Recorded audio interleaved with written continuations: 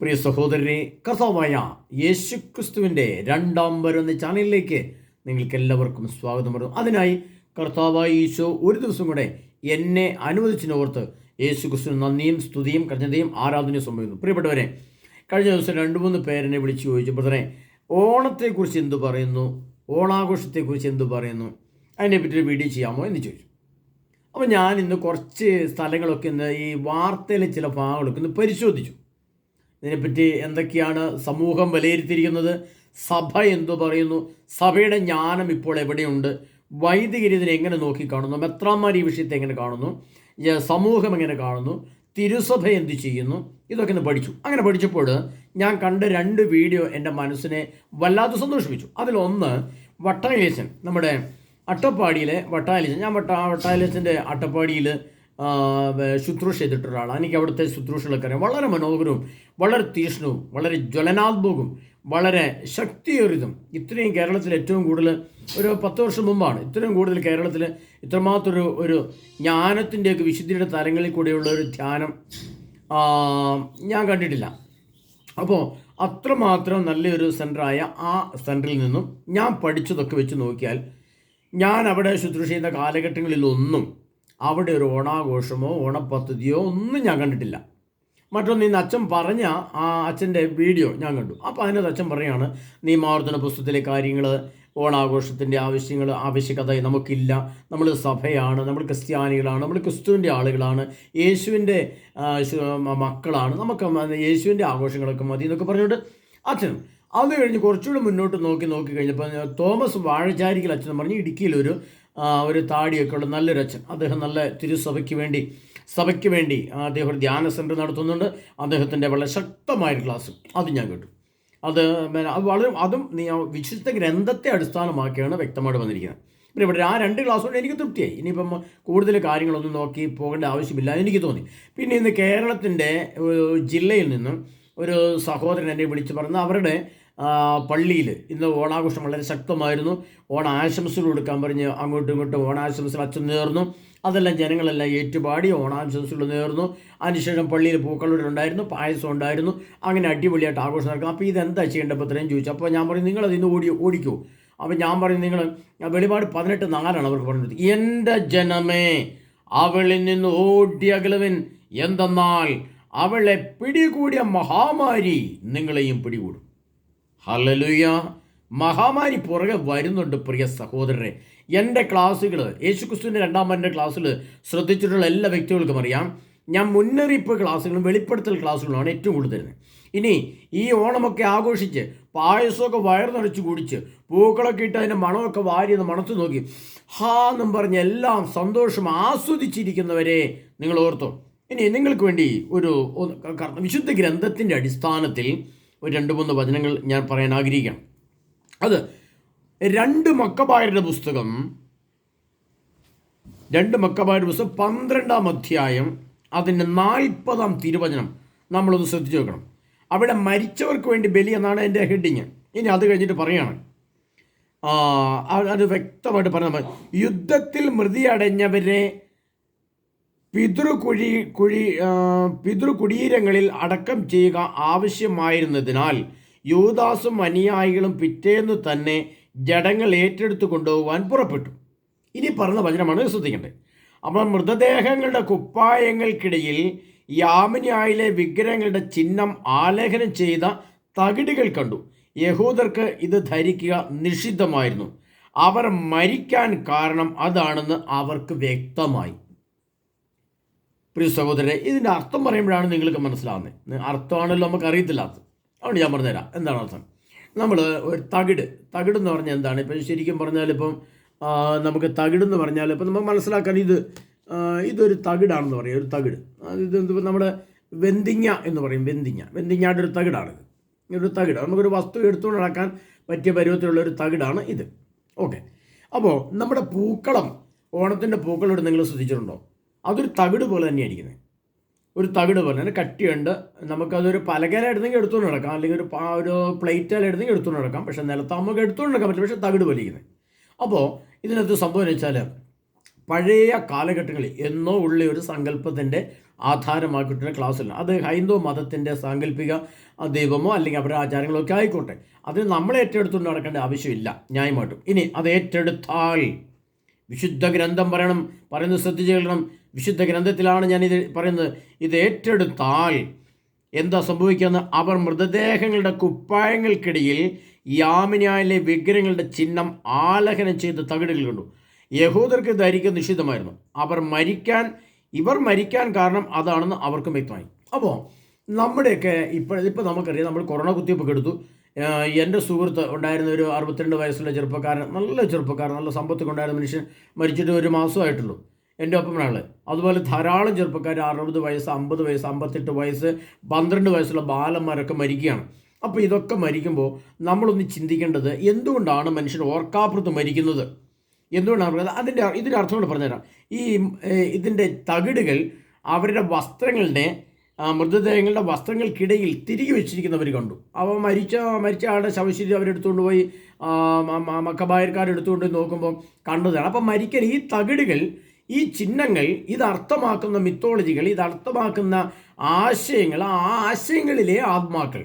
അതുകൊണ്ടാണ് ഞാൻ പലപ്പോഴും പറയാനുള്ള വെളിപാടിൻ്റെ പുസ്തകം 18-ാം അധ്യായം 3-ാം തിരുവചനം പലപ്പോഴും ഞാൻ പറയുന്നത് നിങ്ങൾ ശ്രദ്ധിച്ചിട്ടുണ്ടാവും, മനസ്സിലാവും. അവൾ പിശാചികളുടെ വാസസ്ഥലവും അശുദ്ധവും ബീവത്സമായ സകല പക്ഷികളുടെ താവളമായി ഞാൻ പറയാറുണ്ട്. അപ്പോൾ ഈ അശുദ്ധവും ബീവത്സമായ സകല പക്ഷികളും നമ്മുടെ ആത്മാവിലേക്ക് വന്ന് കയറുന്നതിൻ്റെ കാരണം ഇത്തരം തകിട് രൂപത്തിലുള്ള സംഭവങ്ങൾ നമ്മളത് ഇടുകയും പിടിക്കുകയും അത് കാണുകയും ആഗ്രഹിക്കുകയും ചുറ്റും നടക്കുകയും അതിൻ്റെ നൃത്തങ്ങൾ വയ്ക്കുകയും തിരുവാതിര കളിക്കുകയും ഇതിങ്ങനെ പായസം കുടിക്കുകയും ഒക്കെ ചെയ്യുമ്പോൾ എന്താ സംഭവിക്കുക? ആ സംഭവത്തിലെ ആത്മാവ് നമ്മളിലേക്ക് കയറി വരും. ആ ആത്മാവ് കയറി വന്നു കഴിഞ്ഞാൽ പിന്നെ നമ്മളിത് സംസാരത്തിൽ വെച്ച് പറഞ്ഞില്ല. അപ്പം ഓണാഘോഷം പാപമാണ് തിന്മയാണ് നമുക്ക് ബോധമില്ലല്ലോ. നമ്മുടെ കത്തോലിക്ക സഭയ്ക്ക് ബോധമില്ല, പിന്നെ നമുക്ക് ബോധമില്ലേ? അപ്പോൾ ആർക്കും ബോധമില്ല. അപ്പോൾ ബോധമുള്ള അച്ഛന്മാരുണ്ട് കേട്ടോ. ഞാൻ പറഞ്ഞപ്പോൾ നിങ്ങൾ ക്ഷമിക്കണേ പ്രിയപ്പെട്ട സഹോദരരെ. ഞാൻ കത്തോലിക്ക സഭയെ ഇതിനകത്ത് കുറേ അച്ഛന്മാർ വളരെ വ്യക്തമായിട്ടും സുവ്യക്തമായിട്ടും ധീരമായിട്ടും ശക്തമായിട്ടും പറയുന്ന അച്ഛന്മാരും ഉണ്ട്. ജ്ഞാനമുള്ള, വിവരമുള്ള, വിദ്യാഭ്യാസമുള്ള, വിശുദ്ധ ഗ്രന്ഥം അറിയാവുന്ന അച്ഛന്മാരുമുണ്ട്. എന്നാൽ ജ്ഞാനമില്ലാത്ത, ബുദ്ധിബോധമില്ലാത്ത, യാതൊരു അറിവുമില്ലാത്ത അച്ഛന്മാർ ഇതിനകത്തുണ്ട്. അത്രയും നിങ്ങൾ മനസ്സിലാക്കി വെച്ചാൽ മതി. ഇനി അവർ മൃതദേഹങ്ങളുടെ കുപ്പായങ്ങൾക്കിടയിൽ യാമിനിയായിലെ വിഗ്രഹങ്ങളുടെ ചിഹ്നം ആലേഖനം ചെയ്ത തകിടുകൾ കണ്ടു. യഹൂദർക്ക് ധരിക്കുക നിഷിദ്ധമായിരുന്നു. എന്ന് പറഞ്ഞാൽ ക്രിസ്ത്യാനികൾ, ഇന്നത്തെ ഭാഷയിൽ പറയുമ്പോൾ ക്രിസ്ത്യാനികൾ ഇത് ചെയ്യുക എന്നത് നിഷിദ്ധമാണ്. എന്നിട്ട് പറയുകയാണ് അവർ മരിക്കാൻ കാരണം ഇതാണെന്ന് അവർക്ക് വ്യക്തമായി. എന്തുകൊണ്ടാണ് ഇവർ പെട്ടെന്ന് യുദ്ധത്തിൽ തോറ്റത്, അല്ലെങ്കിൽ യുദ്ധത്തിലോ അല്ലെങ്കിൽ യുദ്ധത്തിലല്ലാതെയൊക്കെ പെട്ടെന്ന് ആളുകൾ മരിക്കാൻ കാരണമെന്ന് ഇപ്പോൾ നമുക്കറിയാം. ഈ കൊറോണയുടെ കുത്തിവയ്പ്പ് വെച്ചുകൊണ്ടാണ് ധാരാളം ആളുകൾ പ്രായമെത്താതെ 50 വയസ്സ്, 40 വയസ്സ്, 48 വയസ്സ്, 14 വയസ്സുള്ള കൊച്ചു കഴിഞ്ഞ ദിവസം കണ്ണൂർ ജില്ലയിൽ മരിച്ചു എന്നോട് പറഞ്ഞിരുന്നു. അദ്ദേഹം തലയുടെ ഒരു സൈഡ് തളർന്നു പോയി. പിന്നെ അറ്റാക്കിൻ്റെ ഒരുപാട് ലക്ഷണങ്ങൾ കാണുന്നു. ആശുപത്രി വരുന്ന മുഴുവൻ പേർക്കും ഈ പക്ഷാഘാതം പോലുള്ള സംഭവങ്ങളാണ് ഇത്. എന്തുകൊണ്ടാണ് അങ്ങനെ സംഭവിക്കുന്നതെന്ന് അവർക്കറിയാം. എന്നാൽ അവർ തന്നെ പറയുന്നുണ്ട്, ഞാൻ കൊറോണയുടെ 3 കുത്തിവയ്പ്പെടുത്തി, എനിക്ക് സുഖമില്ല, എനിക്ക് തളർച്ചയാണ്, ക്ഷീണമാണ്, ഒന്നും ചെയ്യാൻ പറ്റില്ല. അപ്പോൾ എന്തുകൊണ്ടാണ് പെട്ടെന്ന് മരിക്കുന്നത് അവർക്ക് ബോധ്യമായി. മനസ്സിലാക്കണം. അപ്പോൾ ഇവിടെ എന്തുകൊണ്ടാണ് ഈ അകാല മരണങ്ങൾ വരുന്നത്? ഞാൻ ചോദിക്കുന്നൊരു കാര്യമാണ്. നമ്മൾ എൻ്റെയൊക്കെ ചെറുപ്പത്തിൽ ഓണം ആഘോഷിച്ചിട്ടുണ്ട്. ഞാനിപ്പോൾ എൻ്റെ ഒരു 18, 20 വയസ്സ്, 25 വയസ്സിന് താഴെയുള്ള കാലഘട്ടം. ഇപ്പോൾ ശരിക്കും പറഞ്ഞാൽ 30 വയസ്സിനുള്ള താഴെ കാലഘട്ടങ്ങളിൽ ഓണം വളരെ ശക്തമായിട്ട് ആഘോഷിക്കും. നല്ല പായസം വെക്കും, പൂക്കളമൊക്കെ ഇടും. അതിനുശേഷം 2011 യേശുക്രിസ്തുവിനെ തിരിച്ചറിഞ്ഞ് വിശുദ്ധ ഗ്രന്ഥം മനസ്സിലായി. വിശുദ്ധ ഗ്രന്ഥത്തിൽ ഓരോ വചനത്തിൽ ഞാൻ പറഞ്ഞിട്ടുണ്ട് 3 തല അർത്ഥമുണ്ട്. സ്വർഗം അർത്ഥമാക്കുന്ന തലം, ഭൂമി അഥവാ സഭ അർത്ഥമാക്കുന്ന സ്ഥലം, മരണാനന്തരം അർത്ഥമാക്കുന്ന സ്ഥലം. അതുകൊണ്ടാണ് വിശുദ്ധ ഗ്രന്ഥത്തിൽ കർത്താവ് വന്നിരിക്കുന്നത് അകത്തും പുറത്തും എഴുതപ്പെട്ടതും സപ്തമുദ്രകൾ പതിപ്പിച്ചതുമായി ജീവൻ്റെ ഗ്രന്ഥം. അകത്തെഴുതിയത് സ്വർഗത്തിൽ എഴുതിയത്, പുറത്തെഴുതിയത് ബൈബിള് ഭൂമിയിൽ എഴുതിയത്. ജീവൻ്റെ ഗ്രന്ഥത്തിൻ്റെ സപ്തമുദ്രകൾ പരിശുദ്ധാത്മാവിൻ്റെ കൗദാശി, നമ്മുടെ ഇന്നത്തെ ഭാഷയിൽ പറഞ്ഞാൽ കൂദാശിടത്തിൽ, അന്നത്തെ ഭാഷ പറഞ്ഞാൽ ദൈവത്തിൻ്റെ പരിശുദ്ധാത്മാവിനാൽ വചനങ്ങളാൽ, അന്നത്തെ ശുശ്രൂഷകളാൽ മുദ്രിതമായ ജീവൻ്റെ വചനം. അത്രയും വ്യക്തമായിട്ട് എഴുതിയ വചനമാണ് വിശുദ്ധ ഗ്രന്ഥം. ആ വിശുദ്ധ ഗ്രന്ഥത്തിലാണ് ഈ പറഞ്ഞിരിക്കുന്നത്. അപ്പോൾ എന്താ, നമ്മുടെ ശരീരത്തിൻ്റെ ഉള്ളിൽ ഇത്തരം ചിത്രങ്ങൾ കാണുക, ഇത്തരം കാര്യങ്ങൾ ചെയ്യുക, അതിൻ്റെ പായസം വെക്കുക, അത് കുടിക്കുക, അതങ്ങനെ ചെയ്യുക, അതിൻ്റെ ഓണാശംസകൾ പറഞ്ഞ് അങ്ങോട്ട് വിട്ട് കൈമാറുക, അതിൻ്റെ സന്ദേശങ്ങൾ വിടുക, അതിൻ്റെ മുമ്പിൽ ഡാൻസ് കളിക്കുക, ചിത്രങ്ങൾ, ഇതെല്ലാം നമുക്കെന്താണ്, അകാല മരണം വരുത്തി വയ്ക്കും. നോക്കിക്കോ, ഇതാ കർത്താവ് പറയുന്നു, ഇവർ മരിക്കാൻ കാരണം ഇതാണെന്ന് എവർക്ക് വ്യക്തമായി. നീതിമാനായ വിധിയാളനും നിഗൂഢത വെളിപ്പെടുത്തുന്നതിനുമായ ദൈവമായ കർത്താവാണ് ഇതറിയിച്ചിരിക്കുന്നത്. അത് നമ്മൾ മക്കമാരുടെ പുസ്തകം 12-ാം അധ്യായം 40-ാം തിരുവചനം നിങ്ങളെടുത്ത് വെച്ച് വായിച്ചാൽ മതി, ഇതിനകത്ത് എഴുതി വെച്ചിട്ടുണ്ട്. അപ്പോൾ നമ്മുടെ ശരീരങ്ങളെ നമ്മുടെ ശരീരങ്ങളിൽ ഇതിൻ്റെ ചിത്രം കാണുക ഒക്കെ ചെയ്ത് നമ്മുടെ ആത്മാവിൽ ഇതിൻ്റെ ചിത്രം പതിയും. ആത്മാവിൽ ചിത്രം പതിഞ്ഞാൽ എന്തായി? എന്ത് സംഭവത്തെ ആധാരമാക്കിയുള്ള ചിത്രമാണോ നമ്മുടെ ഹൃദയത്തിൽ കിടന്നത്, ആ ആത്മാവ് നമ്മുടെ ഹൃദയത്തിൽ കിടന്ന് പ്രവർത്തിക്കും. അതങ്ങനെ പ്രവർത്തിച്ചുകൊണ്ടേയിരിക്കും. അത് അകാല മരണം ഉണ്ടാക്കും, അസ്വസ്ഥ. ഇനി അകാല മരണത്തെക്കുറിച്ച് ഉണ്ടാക്കുന്ന ഒരു കാര്യത്തെക്കുറിച്ച് വ്യക്തമാണ് പറയാം. മറ്റൊന്നും കേട്ടു. ജോബിൻ്റെ പുസ്തകം 36-ാം അധ്യായം 10-ാം തിരുവചനം. അവിടുന്ന് പ്രബോധനത്തിന് അവരുടെ ചെവി തുറക്കുകയും അകൃത്യങ്ങളിൽ നിന്ന് പിന്തിരിയാൻ അവരോട് കൽപ്പിക്കുകയും ചെയ്യുന്നു. അവർ അത് ശ്രവിക്കുകയും അവിടുത്തെ ശുശ്രൂഷിക്കുകയും ചെയ്താൽ അവരുടെ ദിനങ്ങൾ ഐശ്വര്യത്തിലും വത്സരങ്ങൾ ആനന്ദത്തിലും പൂർത്തിയാകും. എന്നാൽ ശ്രവിക്കുന്നില്ലെങ്കിൽ അവർ വാളാൽ നശിക്കുകയും ഓർക്കാപ്പുറത്ത് നശിക്കുകയും ചെയ്യും, ഓർക്കാപ്പുറത്ത് മരിക്കുകയും ചെയ്യും. ജോബിൻ്റെ പുസ്തകം 36-ാം അധ്യായം 10-ാം തിരുവചനം. ഒന്നും കൂടെ ആ വചനം വായിക്കാം, അപ്പോൾ അതിന് മനസ്സിലാവും. അവിടുന്ന് പ്രബോധനത്തിന് അതിങ്ങനെയാണ്. അവിടുന്ന് പ്രബോധനത്തിന് അവരുടെ ചെവി തുറക്കുകയും അകൃത്യങ്ങളിൽ നിന്ന് പിന്തിരിയാൻ അവരോട് കൽപ്പിക്കുകയും ചെയ്യുന്നു. അവിടുന്ന് പറഞ്ഞ പിതാവായ ദൈവം, ഇത് പഴയ തിരിഞ്ഞാണ്. അപ്പോൾ പിതാവായ ദൈവം പറഞ്ഞു, നിങ്ങൾ ചെവി തുറക്ക്, നിങ്ങൾ കാര്യങ്ങൾ ശ്രദ്ധിച്ച് കേൾക്ക്, ബുദ്ധിയും ബോധവും ഉപയോഗിച്ച് കേൾക്ക്, എന്ത് ചെയ്യണം, എന്ത് ചെയ്യരുത്, എന്ത് വിവേചിക്കരുത്, എന്ത് കാണണം, കേൾക്കണമെന്ന് തീരുമാനിക്കാൻ കർത്താവ്. നിങ്ങൾ പ്രബോധനത്തിന് ചെവി തുറക്കാനാണ് കർത്താവ് പറഞ്ഞത്. നമ്മൾ തുറക്കുന്നുണ്ടോ? നമ്മുടെ പ്രിയപ്പെട്ട ക്രിസ്ത്യാനികൾക്ക് വേണ്ടിയിട്ടില്ല. ക്രിസ്ത്യാനികളെ നമ്മൾ ചെവി തുറക്കുന്നുണ്ടോ? പ്രബോധനം നമുക്ക് വല്ല അറിയാമോ? ഇനി ഏതെങ്കിലും വട്ടാരച്ചനെ പോലെയോ തോമസ് മാഴശ്ശേരിക്കൽ അച്ഛനെ പോലുള്ള പ്രബോധനം നമ്മൾ ചെവി തുറക്കുമോ, കേൾക്കുമോ? നമ്മൾ അന്നേരം ഇവിടെ പായസം കൂടി നടന്നുകൊണ്ടിരിക്കുക. ഓക്കെ. അപ്പോൾ അകൃത്യങ്ങളിൽ നിന്ന് പിന്തിരിയാൻ അവരോട് കൽപ്പിക്കുകയും ചെയ്യുന്നു. അപ്പോൾ പിതാവാദ്യവും ഇങ്ങനെ കാര്യം പറഞ്ഞു. അവരത് ശ്രവിക്കുകയും അവിടുത്തെ ശുശ്രൂഷിക്കുകയും ചെയ്താൽ അവരുടെ ദിനങ്ങൾ ഐശ്വര്യത്തിലും വത്സരങ്ങൾ ആനന്ദത്തിലും പൂർത്തിയാകും. എന്ന് പറഞ്ഞാൽ ആയുസ്സത്തി സന്തോഷത്തോടെ, സമാധാനത്തോടെ, ഐശ്വര്യത്തോടെ, സമ്പത്തോടെ ആയുസ്സത്തി ഒരു 72, 82, 85, 90 വയസ്സായി കഴിയുമ്പം ശാന്തമായി നിദ്രയിലേക്ക് കടന്നു പോകാം. അതാണ് സംവത്സരങ്ങൾ പൂർത്തിയാകും ചെയ്യും. എന്നാൽ ഈ പ്രബോധനങ്ങൾ ശ്രവിക്കുന്നില്ലെങ്കിൽ അവർ വാളാൽ നശിക്കും, ഓർക്കാപ്പുറത്ത് മരിക്കുകയും ചെയ്യും.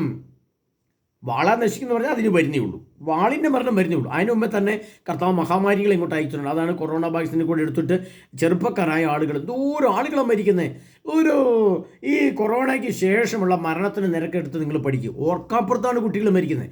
ഓർക്കാപ്പുറത്ത് 64, 62, 65 വയസ്സ്, 60 വയസ്സിന് താഴെ, 40 വയസ്സിന് മുകളിൽ, 30, 38 വയസ്സ്. എത്രയോ പേര് എന്നെ വിളിച്ച് പറഞ്ഞ് എൻ്റെ കസിൻ മരിച്ചു, അവന് 47 വയസ്സേ ഉണ്ടായിരുന്നുള്ളൂ, അങ്ങനെ മരിച്ചു. ഒത്തിരി പേരെ വിളിച്ച് പറഞ്ഞറിയാവോ? അപ്പോൾ എന്താണ് ബ്രദറെ, എന്താണ് ഈ സംഭവം, പെട്ടെന്ന് മരണം ഉണ്ടായ കാരണം എന്താണ്? ഞാൻ ഈ വചനെടുത്ത് പറഞ്ഞു കൊടുക്കും.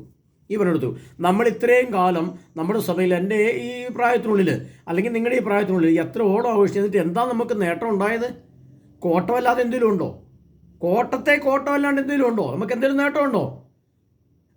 നേട്ടമല്ല, കോട്ടം കാണണമെങ്കിൽ എങ്ങോട്ട് പോകണം? എറണാകുളത്ത് പോയാൽ മതി. അതോടെ വയ്ക്കട്ടെ. ഓക്കെ. അപ്പോൾ നമ്മൾ പറഞ്ഞുതരാം.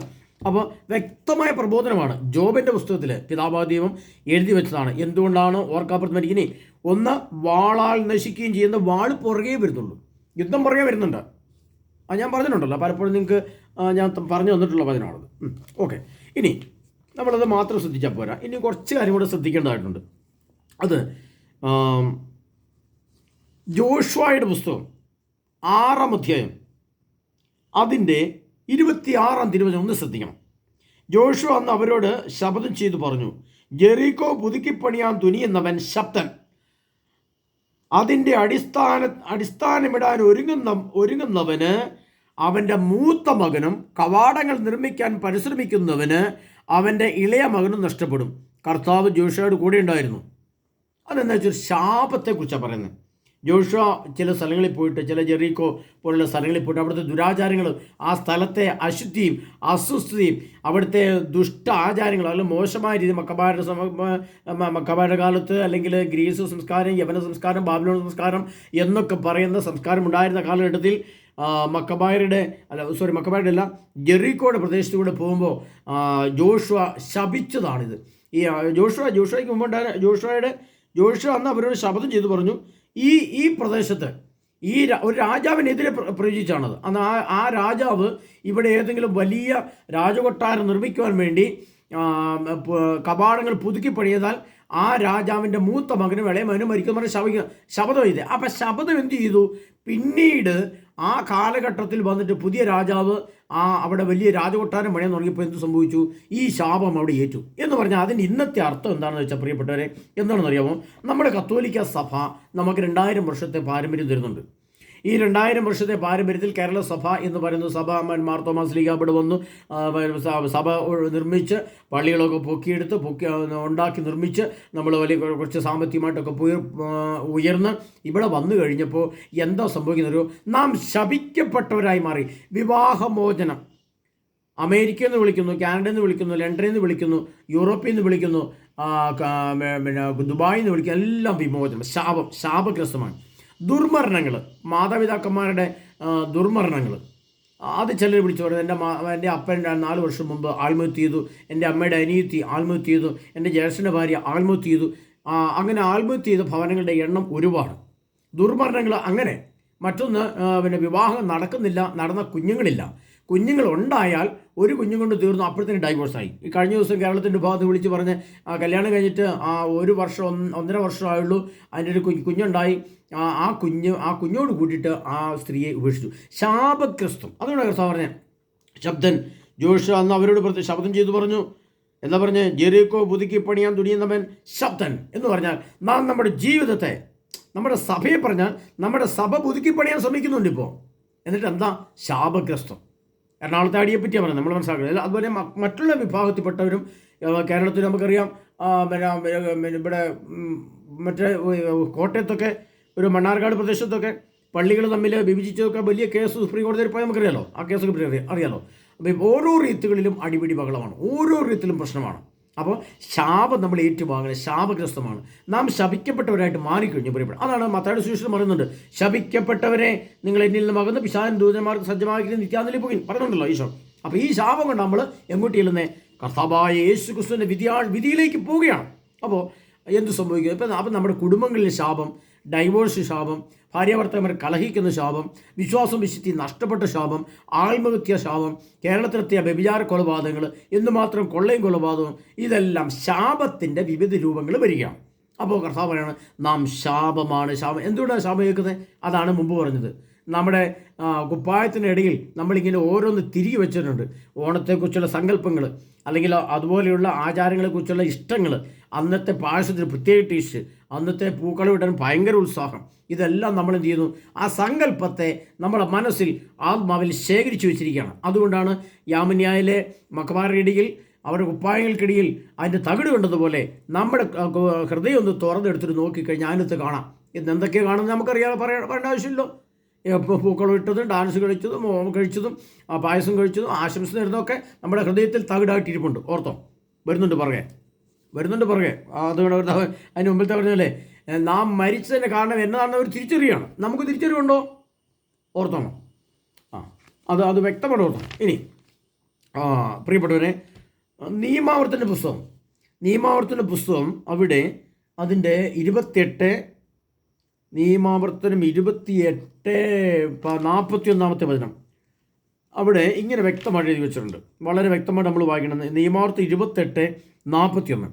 നിനക്ക് പുത്രന്മാരും പുത്രിമാരും ജനിക്കും, എങ്കിലും അവരെ നിനക്ക് സ്വന്തമായി കിട്ടുകയില്ല, അവർ അന്യനാടുകളിൽ അടിമകളായിത്തീരും. പുത്രന്മാരും പുത്രിമാരും ഉണ്ടായി. ഇപ്പം നമ്മുടെ മാതാപിതാക്കന്മാരൊക്കെ നമ്മുടെ വീട്ടിൽ മക്കളുണ്ടോ? ഇല്ല. അവരെവിടെയാണ്? അമേരിക്കയിൽ കിടക്കുക. അമേരിക്കയിൽ ഇപ്പോൾ ജോലി നഷ്ടപ്പെട്ടു, കാനഡയിൽ ജോലി നഷ്ടപ്പെട്ടു.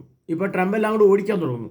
പലയിടത്തും ജോലി ശരിയാവുന്നില്ല. ഈ കഴിഞ്ഞ ദിവസം അമേരിക്കയിൽ നിന്ന് ഒരാൾ വിളിച്ച് പറഞ്ഞ ഒരു ഡ്രൈവർ പോസ്റ്റിൽ ജോലി ചെയ്തുകൊണ്ടിരുന്ന ഒരു സഹോദരൻ, എൻ്റെ ജോലി നഷ്ടപ്പെട്ടു ബ്രദറെ, ഒന്ന് പ്രാർത്ഥിക്കണേ, എനിക്കൊരു ജോലി കിട്ടുന്നില്ല, ഞാൻ എത്ര അന്വേഷിച്ചിട്ട് കിട്ടുന്നില്ല. അപ്പോൾ അവിടെ അടിമയായി തീർന്നു പറഞ്ഞാൽ 10 പൈസയില്ല, അയാൾ ഇങ്ങനെ തെണ്ടി നടക്കുവാണ്. എനിക്ക് $10 തരാമോ ഒരു നേരത്തെ ആഹാരം കഴിക്കാൻ, ഓടി നടക്കുകയാണ്. അടിമത്വത്തിലേക്ക് പോയി. അതാണ് അടിമത്വത്തിലേക്ക് പോയി. നമുക്ക് സമ്പത്തുണ്ടായി വിചാരിച്ചിട്ട് നമുക്ക് സ്വാതന്ത്ര്യം ഉണ്ടാകും വിചാരിക്കരുത് പ്രിയപ്പെട്ട സഹോദരങ്ങളെ. കർത്താവാണ് നമ്മളെ രക്ഷകൻ, കർത്താവാണ് നമുക്ക് സ്വാതന്ത്ര്യം. അത് കർത്താവാണ്. നിയമാവർത്തന പുസ്തകം 28-ാം അധ്യായം 41-ാം തിരുവചനം, നിങ്ങൾക്ക് പുത്രന്മാരും പുത്രിമാരും ജനിക്കും, എങ്കിലും അവരെ നിനക്ക് സ്വന്തമായി കിട്ടുകയില്ല, അവർ അന്യനാടുകളിൽ അടിമകളായിത്തീരും. ഇന്ന് ഡൈവോഴ്സായിട്ട് മറ്റൊരു അടിമത്വമാണ് ഡൈവോഴ്സ്. വിദേശ രാജ്യങ്ങളിൽ കുറേ ആൾക്കാർ വിളിക്കുമ്പോൾ പറയുന്നത് ഭാര്യ ഭർത്താവിനെ ഉപേക്ഷിച്ചു, ഭർത്താവ് ഭാര്യയെ ഉപേക്ഷിച്ചു, ഭാര്യയുടെ കൂടെ 2 മക്കൾ, ഭർത്താവിൻ്റെ കൂടെ 1 കൊച്ച്. ഓർത്തോ. ഇനി അടുത്തത് 45, നീ നശിക്കുന്നത് വരെ ഈ ശാപങ്ങളെല്ലാം നിന്റെ മേൽ പതിക്കും, അവ നിന്നെ വേട്ടയാടി പിടികൂടും. ഹല്ലേലൂയ. ഇതൊരു വലിയ വചനമാണ് പ്രിയപ്പെട്ട. ഞാൻ കുമ്പസാരത്തെ ക്ലാസ്സിൽ പോലും ഇടയ്ക്ക് എടുത്തു കൊടുക്കുന്ന ക്ലാസ്സാണ്. പാപം നിന്നെ വേട്ടയാടി പിടിക്കും, ഒരു സംശയവും വേണ്ട, യാതൊരു സംശയം വേണ്ട. ഇനി അതിന് ഉദാഹരണം പറയാം. 2000 വർഷത്തെ പഴക്കമുള്ള സഭ. ഇനി അത് വിട്, 2000 വർഷം നമ്മൾ ജീവിച്ചിരുന്നല്ലോ, നമുക്ക് ഇങ്ങനെ ചിന്തിക്കാം. ഏതാ ചിന്തിക്കണ്ടേ? എൻ്റെ 60 വയസ്സെടുക്കും. ഈ 60 വയസ്സിന് ഇടയ്ക്കുള്ള ഇപ്പോഴത്തെ തലമുറ ഈ കാണിച്ചു കൂട്ടുന്ന പരിപാടികളുടെ എല്ലാം അവസ്ഥ എന്താണ്? എന്നാൽ പാപം നിന്നെ വേട്ടയാടി പിടികൂടുന്ന ഭാഗമാണ്. ആത്മഹത്യകൾ, കൊലപാതകങ്ങൾ, വ്യഭിചാരങ്ങൾ, ഭാര്യ ഉപേക്ഷിച്ചു പോകുന്നു, ഭർത്താവിനെ ഉപേക്ഷിച്ചു പോകുന്നു, മക്കളെ അനാഥമാക്കുന്നു, മാതാപിതാക്കന്മാർക്ക് മക്കളില്ല, വിധവകളായിട്ട് താമസിക്കുന്ന ധാരാളം സ്ത്രീകൾ, വിധവന്മാരായിട്ട് ഭാര്യയില്ലാതെ, ഭാര്യ മരിച്ചു പോയിട്ട് ജീവിക്കുന്ന, ഭാര്യ ഉപേക്ഷിച്ചിട്ട് പോയത്, ഒരു കുടുംബത്തിൽ തന്നെ 2 തട്ടിൽ ജീവിക്കുന്നവർ, ഒരു ഇടവകയിൽ തന്നെ 2 സ്ഥലത്ത് ജീവിക്കുന്നവർ, ഒരു ഇടവകയിൽ തന്നെ അടുത്ത ഇടവകയിൽ പോയി വാടകയ്ക്ക് താമസിക്കുന്നവർ, ഇങ്ങനെ എല്ലാ വിധത്തിലും തകർന്ന കുടുംബം. അപ്പം നമുക്കിവിടെ ശാപം ഏറ്റവും ഇല്ലയോ? സഭ നമ്മൾ വിചാരിക്കുക സഭ വളരെ മനോഹരமான സംഭവമാണെന്ന്. കൂതാശകൾ ശരിയാണ്, ബാക്കിയുള്ള അവസ്ഥ ഇവിടെ എന്താണ്? ഞാൻ പറയണത് നിങ്ങൾ വാർത്ത കേൾക്കുന്നത്, അവിടെ വിശദീകരിച്ച് പറയുന്നില്ല. അപ്പോൾ കർത്താവ് പറയാണ്, നീ നശിക്കുന്നത് വരെ ഈ പാപങ്ങളെല്ലാം നിന്റെ മേൽ പതിക്കും, അവ നിന്നെ വെട്ടിയാടി പിടികൂടും. അച്ഛന്മാരെ പിടികൂടും, കന്യാസികളെ പിടികൂടും, വചനഘോഷ പിടികൂടും, കുടുംബങ്ങളെ മാതാപിതാക്കന്മാരെ പിടികൂടും, യുവാക്കന്മാരെ പിടികൂടും, ദമ്പതികളെ പിടികൂടും, യുവതികളെ പിടികൂടും. അതിനെ ലൗകികമെന്നോ അങ്ങനെ എന്തെങ്കിലുമൊക്കെ പേരും ഉണ്ടാവും. അന്യമതസ്ഥയിലേക്ക് ഒളിച്ചുകൂടും. അന്യമതത്തിൽ ചെന്ന് അവിടുന്ന് അവർ ആത്മഹത്യ ചെയ്യും, അവിടുന്ന് അവർ നഷ്ടപ്പെടും. എങ്ങനെയും ക്രിസ്തുവിൻ്റെ വിശുദ്ധി നഷ്ടപ്പെട്ടവരെ, അവർ ചെയ്ത പാപം അവരെ വേട്ടയാടി പിടികൂടും. വേട്ടയാടി പിടികൂടുന്ന പറഞ്ഞാൽ എന്താ അർത്ഥം? വേട്ടയാടിപ്പെട്ടു എന്ന് പറഞ്ഞാൽ എന്താണ്? പ്രിയപ്പെട്ട സഹോദരൻ, അത് പണ്ട് ഞങ്ങളുടെയൊക്കെ നാട്ടിൽ പഴയ കാലത്ത് കുറേ ആദിവാസികളൊക്കെ മേഖലയായിരുന്നു ഈ പ്രദേശങ്ങൾ. അപ്പോൾ അവരുടെ എല്ലാം കഴിഞ്ഞ് പണ്ട് തോക്കുണ്ടായിരുന്നു. അത് പിന്നീട് ആ കാലത്ത് അവരുടെ ഇപ്പോൾ തോക്കില്ല. ആ തോക്കുണ്ടായിരുന്ന കാലത്ത് അവർ ഒരു കാടങ്ങ് വളയും. ഒരു 10, 20, 30 പേര് കാട് വളയും. അതിനകത്ത് കാട്ടുപന്നി ഉണ്ടാവും. എന്നിട്ട് അവരിങ്ങനെ വളഞ്ഞു കഴിയുമ്പോൾ പന്നി ഇതിനകത്ത് ചാടി ഓടും. അപ്പോൾ ഈ കുറേ പട്ടിയും കുറേ ആൾക്കാരോട് വേഗത്തിൽ ഈ പന്നിയുടെ പുറകെ ഓടും. പന്നി പകലിങ്ങനെ പുറത്ത് ചാടി ഓടുമല്ലേ. അപ്പോൾ ഇവരെല്ലാം കൂടി പട്ടിയെല്ലാം കൂടിയിട്ട് വളയുന്ന സമയത്ത് ഇതിനെ വെടിവെച്ച് കൊല്ലും. അപ്പോൾ പുറത്ത് ചാടുന്ന സാധനത്തിനെ വെടിവെച്ച് കൊല്ലും. അതാണ് വേട്ടയാടി പിടികൂടുന്നത്. ഇന്ന് വെടിവെച്ച് കൊല്ലുന്നത് അതിൻ്റെ അർത്ഥം എന്താ? നാം നശിക്കും, നാം മരിക്കും, ദുർമരണങ്ങളുണ്ടാകും, കുടുംബ സമാധാനം നഷ്ടപ്പെടും.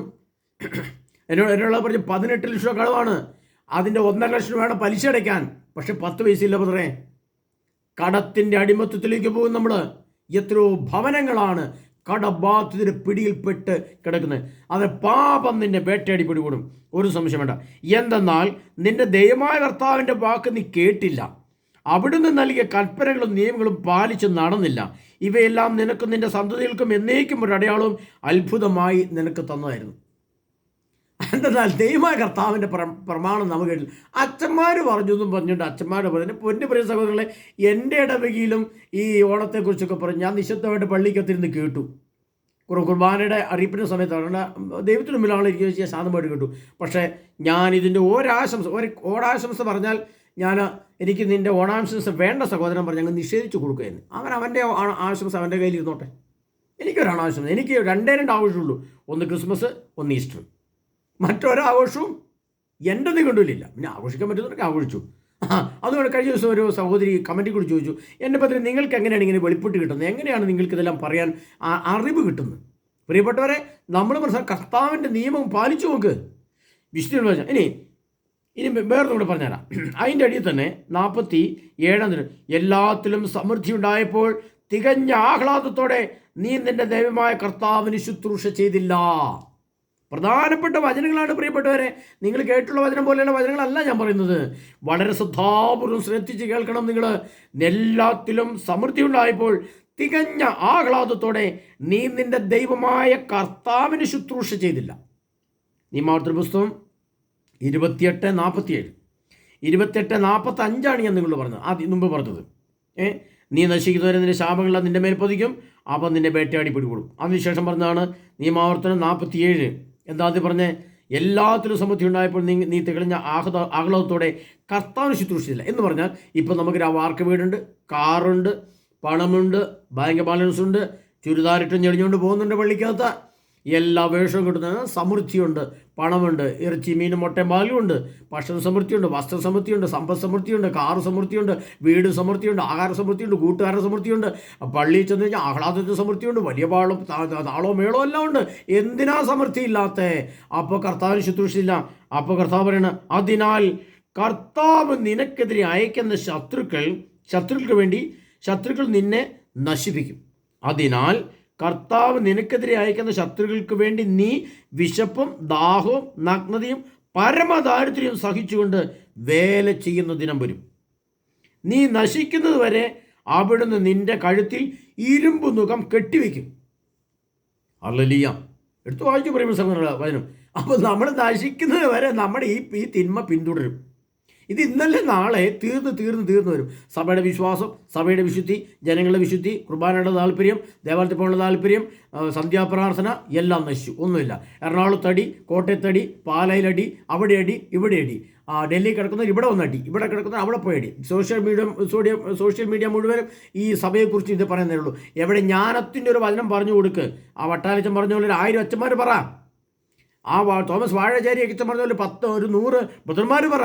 കുറച്ച് ബോധം ഉണ്ടാട്ടെ, ജനത്തിന് ബോധം ഉണ്ടാട്ടെ. ജനത്തെ പഠിപ്പിക്കുന്നില്ല, ഇത് പഠിപ്പിക്കുന്നുണ്ടോ ജനത്തെ? ഹല്ലേലൂയ. അപ്പോൾ വേട്ടയാടി പിടികൂടും, നീ നശിക്കുന്നത് വരെ ഈ ശാപങ്ങളെല്ലാം നിന്റെ മേൽ പതിക്കും, ഇവ നിന്നെ വേട്ടയാടി പിടികൂടും. ഇതാ ഇന്ന് സഭയിൽ പിടികൂടുന്നു, കുടുംബത്തിൽ പിടികൂടുന്നു. പ്രിയപ്പെട്ടവരെ, അതുകൊണ്ട് ഇത് പറയാനുള്ള ഒരുപാട് വചനമുണ്ട്, ഒരുപാട് വചനങ്ങൾ പറയുന്നത്. ഏറ്റവും പ്രധാനപ്പെട്ട വചനങ്ങൾ ഇതിൽ പറഞ്ഞു. എന്തുകൊണ്ടാണ് മനുഷ്യൻ ഓർക്കാപ്പുറത്ത് മരിക്കുന്നത്? അത് ഞാൻ പറഞ്ഞു. ഓർക്കാപ്പുറത്തുള്ള മരണം മനുഷ്യനുണ്ടാകുന്നത് എന്തുകൊണ്ട്? അതൊന്നുകൂടെ പറഞ്ഞുകൊണ്ട് ഞാൻ നിർത്താൻ പോവുകയാണ്. ജോബിൻ്റെ പുസ്തകം 36-ാം അധ്യായം. അവിടുന്ന് തരുന്ന പ്രബോധനത്തിന് അവരുടെ ചെവി തുറക്കുകയും അകൃത്യങ്ങളിൽ നിന്ന് പിന്തിരിയാൻ അവരോട് കൽപ്പിക്കുകയും ചെയ്യുന്നു. അതാണ് നമ്മുടെ സുവിശേഷം, പ്രബോധനങ്ങൾ, സഭയുടെ നിയമങ്ങൾ, കൂദാശകൾ, പ്രാർത്ഥനകൾ, ധ്യാനങ്ങൾ, ആരാധനകൾ, കുമ്പസാരങ്ങൾ, ഇതെല്ലാം പ്രബോധനമാണ്. അത് ചെവി തുറക്കുമ്പോൾ അതിന് പിന്തിരിയാൻ അവരോട് കൽപ്പിക്കുകയും ചെയ്യുന്നു. പ്രമാണത്തിൽ കൂടെ കർത്താവ് സംസാരിക്കുന്നു, ഇങ്ങനെ പാലിക്കണം. അവർ അത് ശ്രവിക്കുകയും അവിടുത്തെ ശുശ്രൂഷിക്കുകയും ചെയ്താൽ അവരുടെ ദിനങ്ങൾ ഐശ്വര്യത്തിലും വത്സരങ്ങൾ ആനന്ദത്തിലും പൂർത്തിയാവും. ഇപ്പോൾ പൂർത്തിയാവുന്നുണ്ട് നമ്മുടെ കുടുംബങ്ങളിൽ. മരണം കൊണ്ട് പൂർത്തിയാകുന്നില്ല. അവിവാഹിത യുവാക്കന്മാർക്ക് പൂർത്തിയാവുന്നുണ്ടോ? അവർ സംവരണങ്ങൾ പൂർത്തിയാവുന്നുണ്ടോ? അവർ നല്ല വിശുദ്ധിയിലാണോ ഉള്ളത്? പെൺകുഞ്ഞുങ്ങളുണ്ടോ വിവാഹം കഴിക്കാൻ? ജോലിയുണ്ടോ? ഇല്ല. ശ്രദ്ധിച്ച് കേൾക്കുക പ്രിയപ്പെട്ടവരെ. എന്നാൽ ശ്രവിക്കുന്നില്ലെങ്കിൽ അവർ വാളാൽ നശിക്കുകയും ഓർക്കാപ്പുറത്ത് മരിച്ചു വീഴുകയും ചെയ്യും. എത്ര സത്യങ്ങളാണ്, യാഥാർത്ഥ്യങ്ങളാണ് പറഞ്ഞു വെച്ചിരിക്കുന്നത്. ഒന്ന് ആലോചിച്ച് നോക്കി. എന്നിട്ട് ഇവിടെ അച്ഛന്മാർ ദുർമാതൃക കാണിച്ചു കൊടുക്കുന്നു. ദുർമാതൃക. നല്ല മാതൃക കാണിച്ചു കൊടുക്കാൻ കുഴപ്പമില്ല. ഇപ്പോൾ തോമസ് അച്ഛനും വട്ടാലച്ഛനൊക്കെ പറഞ്ഞാൽ കേൾക്കുമ്പോൾ തന്നെ ഒത്തിരി ആൾക്കാരെ വീഡിയോ എനിക്ക് അയച്ചു തരുവാണ്. ബദറെ ഇത് ബദറി കണ്ടോ, ഇത് കണ്ടോ വട്ടാലച്ചൻ പറഞ്ഞത്, ഇത് കണ്ടോ തോമസ് വാഴചാരിക്കൽ അച്ഛൻ പറഞ്ഞത്, അപ്പോൾ അതൊന്ന് കേട്ട് നോക്ക്. ഓണത്തെക്കുറിച്ച് പറയുന്നത് കേൾക്ക് ബദറെ എന്നും പറഞ്ഞ് എത്ര പേരെ എനിക്ക് ഇങ്ങോട്ട് അയച്ചു തരുന്നത്. ഞാനതെല്ലാം കേട്ടു. അപ്പോൾ എന്നിട്ട് അവർ 3-4 പേരിനോട് പറയാം, ബദറിൻ്റെ അഭിപ്രായത്തിൽ ഒരു ക്ലാസ് കൊടുക്കാവോ? ഞാൻ പറഞ്ഞു കൊടുക്കാം, ഇതാ ക്ലാസ്. ഇത് ഇവിടുത്തെ ജനങ്ങളെ കുറ്റം പറയാൻ പറ്റില്ല. ജനങ്ങൾക്ക് എന്തെങ്കിലും ഒരു ആഘോഷം, ജനങ്ങൾക്ക് ബോധമില്ലോ. അപ്പോൾ ഈ സുവിശേഷമായിട്ട് ബോധമുണ്ടോ? ഒരു കുർബാനയിൽ ഇങ്ങനെ വായും പൊളിച്ചിരിക്കുന്നു, വായിലോട്ട് വെച്ചാൽ തിന്നേച്ചങ്ങ് പോകുന്നല്ലാണ്ട് എന്തിനാ തിന്നെന്നോ എന്നെ തന്നെന്നോ അല്ലെങ്കിൽ തലേദിവസം എന്തൊക്കെ ചെയ്ത് വന്നിട്ടാണ് ഈ പള്ളിയിലോട്ട് വന്നതെന്നോ വല്ല ബോധമുണ്ടോ? അപ്പോൾ ജനങ്ങളെ വിട്, പാവങ്ങൾ. കാരണം അവർ ഇടയിലില്ലാത്ത ആട്ടിൻപറ്റ പോലെ അലയുന്നു. ഇനി അലയാൻ പോകുന്ന കാലം വരുന്നേ ഉള്ളൂ.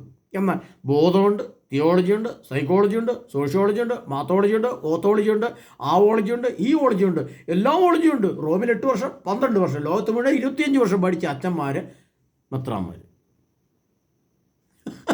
എന്തോളജിയാണ് അവരുടെ ഹൃദയത്തിലുള്ളത്. അതുകൊണ്ടാണ് യാമിനിയായിലെ മരിച്ചവരുടെ കുപ്പായങ്ങൾക്കിടയിൽ അവരുടെ തകിടുകൾ കണ്ടെത്തിയ പോലെ നിന്റെ മരണത്തിൽ കർത്താവ് കണ്ടെടുക്കും. നീ എത്ര ഓണത്തിൻ്റെ ആഘോഷങ്ങൾ, എത്ര പൂക്കളത്തിൻ്റെ തകിടുകൾ നിന്റെ ആത്മാവിൽ, നിന്റെ കണ്ണിൽ, ഹൃദയത്തിൽ കർത്താവ് ഹൃദയം കാണുന്നവനാ. അതുകൊണ്ടാ ലൂക്കായുടെ സുവിശേഷത്തിൽ കർത്താവ് പറഞ്ഞേ, നിന്റെ ദൈവമായ കർത്താവിനെ പൂർണ്ണ ഹൃദയത്തോടും പൂർണ്ണ ആത്മാവോടും പൂർണ്ണ മനസ്സോടും പൂർണ്ണ ശക്തിയോടും കൂടി നീ സ്നേഹിക്കണം എന്നാ പറഞ്ഞേ. ആ പൂർണ്ണമായ ഹൃദയം വിട്ടുകൊടുക്കേണ്ട കർത്താവ് യേശു ക്രിസ്തുവിനാ, അല്ലാതെ മറ്റൊന്നിനും വിട്ടുകൊടുക്കരുത്. പ്രിയ സഹോദരൻ, എന്നെ കേൾക്കുന്ന പ്രിയ സഹോദരനെ, മേലിൽ ഏത് അച്ഛൻ പറഞ്ഞാലും എത്ര പറഞ്ഞാലും നിങ്ങൾ പോകരുത്. ഓരോ ഓണത്തിൻ്റെ ആഘോഷത്തിന്, ഓരോ ആഘോഷത്തിനും പോകരുത്. ഇങ്ങനെയുള്ള ആഘോഷത്തിന് പോകരുത്. സഭയിലെ ഉള്ളിലെ ആഘോഷങ്ങൾ നമുക്ക് ഇഷ്ടമുണ്ട്, അത് മതിയല്ലോ.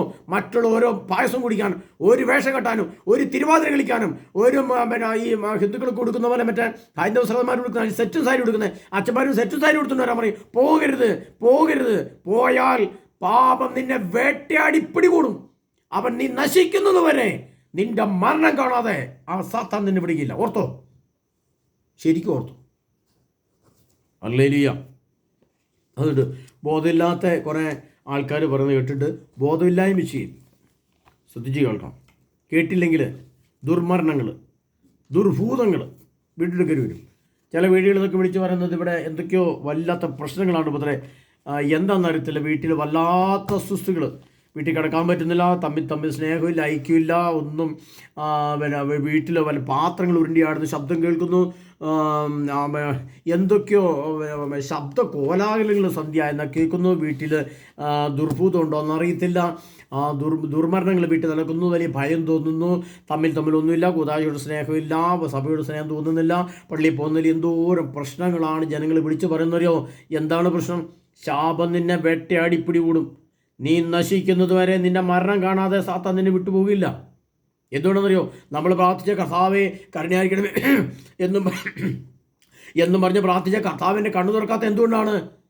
യാമനിയായിലെ മരിച്ചവരുടെ ഇടയിൽ തകിടുണ്ടായിരുന്നതുപോലെ നിന്റെ ഹൃദയത്തിലെ തകിട് കർത്താവ് കാണുന്നുണ്ട്. ആ തകിടിരിക്കുമ്പോൾ നീ യേശുവെ കരുണയായിരിക്കണമെന്ന് പറഞ്ഞ് നീ കുമ്പസാരിച്ചാൽ പോലും നിന്റെ ദുരാത്മാവ് നിന്നിട്ട് പോകില്ല. പ്രിയപ്പെട്ട സഹോദരനെ, ഓർത്തോ. കത്തോലിക്ക സഭയോടും കൂടി ഞാൻ പറയാം, കത്തോലിക്ക സഭയെ ഇത് കൂട്ട് പരിപാടി നടത്തി നിങ്ങൾ കുമ്പസാരിച്ചാൽ ആ കുമ്പസാരത്തിൽ നിന്നും ദൈവത്തിന് പിശാചിന് ദുരാത്മ വിട്ടു പോകില്ല. അത് വേട്ടയാടി നിന്നെ പിടികൂടും. അച്ഛനെയും പിടികൂടും, ഇവിടുത്തെ ജനത്തെയും പിടികൂടും. അച്ഛനെ കപ്പേരൊന്നും ദൈവത്തിൻ്റെ മീത് ഓട്ടമൊന്നുമില്ല കേട്ടോ. അതുകൊണ്ട് പ്രിയ സഹോദരൻ, ഞാൻ വളരെ വ്യക്തമായിട്ട് പറയുകയാണ്. ഞാൻ എന്തുകൊണ്ടാണ് ആ സൗദി ചോദിച്ചാൽ എന്തുകൊണ്ടാണ് ബദൽ ഇങ്ങനെ വെളിപ്പെട്ട് കിട്ടുമെന്ന് ചോദിച്ചപ്പോൾ ഞാൻ പറഞ്ഞതാണ്, ഞാൻ പിന്നെ ക്രിസ്മസ് ഈസ്റ്റർ മാത്രം 2 ആഘോഷം എനിക്കുള്ളൂ. ചെണ്ടമേളത്തിന് ബാൻഡിമേളത്തിനൊന്നും ഞാൻ പോകാറില്ല. പിന്നെ വാഴചാരിക്ക് ചുമ്മാ നാമം അങ്ങനെ ഒരു പേര് പോലും, അന്യ ദൈവങ്ങളുടെ പേര് പോലും ഉച്ചരിക്കരുത്. അത് നിയമാവർത്തന പുസ്തകത്തിൽ വായിച്ചു. കാരണം അന്യ ദേവന്മാരുടെ പേര് പോലും നിങ്ങൾ ഉച്ചരിക്കരുത്. അന്യ ദേവന്മാരുടെ ശില്പങ്ങൾ, പടങ്ങൾ, അതിൻ്റെ ചിത്രങ്ങൾ, അതിൻ്റെ ആഘോഷങ്ങൾ, അതിൻ്റെ ഭക്ഷണപദാർത്ഥങ്ങളൊന്നും ഒന്നും നിങ്ങൾ ഉപയോഗിക്കരുത്. ആ വഴി പോകരുത്. എന്തെന്നാൽ പാപം നിന്നെ വേട്ടയാടി പിടികൂടും. നീ നശിക്കുന്നത് വരെ അത് നിന്നെ പിന്തുടരും. അതുകൊണ്ട് സൂക്ഷിച്ചോ, നല്ലവണ്ണം സൂക്ഷിച്ചോ, ശ്രദ്ധിച്ചോ. ഏതാനും കാലഘട്ടം പോലും ഇല്ല നമ്മൾക്കൊന്ന് മാനസാപ്പെടാൻ.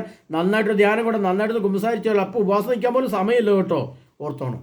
അതുകൊണ്ട് ശ്രദ്ധിച്ച് ജീവിച്ചാൽ നിങ്ങൾക്ക് കൊള്ളാം. അതിനാൽ പ്രിയ സഹോദരനെ, നമ്മുടെ പ്രബോധനത്തിന് വേണ്ടി നമ്മുടെ മനസ്സൊന്ന് തുറന്നു കൊടുക്കുക. യേശുവിൻ്റെ വചനം എടുത്ത് വെച്ച് വായിക്കുക. ഇതൊന്നും പ്രത്യേകിച്ച് പറഞ്ഞു തരേണ്ട കാര്യങ്ങളൊന്നുമില്ല. വിശുദ്ധഗ്രന്ഥത്തിലുണ്ട്. വിശുദ്ധഗ്രന്ഥം നമ്മുടെ വീട്ടിലെടുത്ത് മേടിച്ചു വെക്കണം. നിയമാവർത്തന പുസ്തകത്തിൽ എന്ത് ദൈവം എന്ത് പറയുന്നു, ക്രിസ്തു എന്ത് പറയുന്നു, പരിശുദ്ധാത്മാവ് എന്ത് പറയുന്നു, ഒന്ന് പഠിക്കേ. അച്ഛന്മാർ തുള്ളാൻ പറയുമ്പോൾ തുള്ളാൻ മാത്രം പഠിച്ചാൽ പോരാ. അവർ തുള്ളാൻ പറയുമ്പോൾ എനിക്ക് തുള്ളാൻ സഭയില്ല അച്ഛാ, എനിക്ക് താല്പര്യം, ഞാൻ പോകാമെന്ന് പറഞ്ഞ് പോകാൻ പഠിക്കണം. വേഷം കെട്ടി നിൽക്കരുത്. ഹല്ലേലൂയ, ആമേൻ. അതിനാൽ ദൈവമായ കർത്താവിൻ്റെ വചനം ശ്രദ്ധാപൂർവം പാലിച്ചാൽ നിനക്ക് ജീവനുണ്ടാവും, ഐശ്വര്യമുണ്ടാവും. അതുകൊണ്ടാണ് എസ്ഐക്കപ്പറായ പുസ്തകം ഒരു വചനമുണ്ട്. മാതാപിതാക്കന്മാർ പച്ചമുന്തിരി ചേർത്തുന്ന മക്കളെ പല്ല് പിടിച്ചെന്ന് പറയുന്ന പഴമൊഴി നിങ്ങൾ കേട്ടിട്ടുണ്ടല്ലോ. എന്താണ് അതിനർത്ഥം? മാതാപിതാക്കന്മാർ ഇത് കൂടി കൂത്താട്ടമൊക്കെ കളിച്ചു, വേഷം കെട്ടമൊക്കെ കാണിച്ചു, മക്കളും കുടുംബം മുഴുവൻ നശിച്ചു. മക്കളിൽ സ്വസ്ഥയില്ല, സമാധാനമില്ല, സന്തോഷമില്ല. മാതാപിതാക്കന്മാർ ചെയ്യുന്ന എല്ലാം വേഷം കെട്ടും, മക്കളുടെ ഭവനത്തിലേക്ക് വന്നു, മക്കളുടെ മേൽ വന്നു. അപ്പോൾ അതായത് മാതാപിതാക്കന്മാർ എന്ത് ചെയ്താലും മക്കളും കൂടെ ഫലം അനുഭവിക്കണം എന്നർത്ഥം. അപ്പോൾ പ്രവാചകന്റെ കർത്താവിന് പറഞ്ഞത് എന്നാന്ന് വെച്ചാൽ, പുത്രൻ നിയമാനുസൃതവും നീതിയിലും വിശുദ്ധിയിലും ജ്ഞാനത്തിലും വിവേകത്തിലും സത്യസന്ധതയിലും നീതിബോധത്തിലും ആണെങ്കിൽ പുത്രൻ്റെ മേൽ ഒന്നും സംഭവിക്കുകയില്ല. പുത്രൻ എന്ന് പറഞ്ഞാൽ ഉദാഹരണം ഞാൻ പറയാം. എൻ്റെ അപ്പൻ എന്തൊക്കെ വേഷം കിട്ടി, എന്തെല്ലാം വൃത്തികേട് കാണിച്ചാലും ഞാൻ നിയമാനുസൃതം വിശുദ്ധിയിൽ, ജ്ഞാനത്തിൽ, വിവേകത്തിൽ, സത്യസന്ധതയിൽ, കൂദാശകളിൽ, കുർബാനയിൽ, വിശുദ്ധ ഗ്രന്ഥത്തിൽ, അങ്ങനെ പള്ളിയും കാര്യം നമ്മുടെ പണിയും കാര്യമായിട്ട് മുന്നോട്ട് വെക്കഴിഞ്ഞാൽ എന്നെ ഒന്നും ബാധിക്കില്ല. ഒന്നും തൊടില്ല, ഒരു ദുരാത്മാവ് എന്നെ തൊടില്ല, ഒരു പാമ്പും എന്നെ നേരെ നിൽക്കില്ല, ഒരു കാട്ടുമൃഗങ്ങളും എൻ്റെ പറമ്പിൽ കയറില്ല, ഒരു അസ്വസ്ഥ എൻ്റെ ഭവനത്തുണ്ടാവില്ല.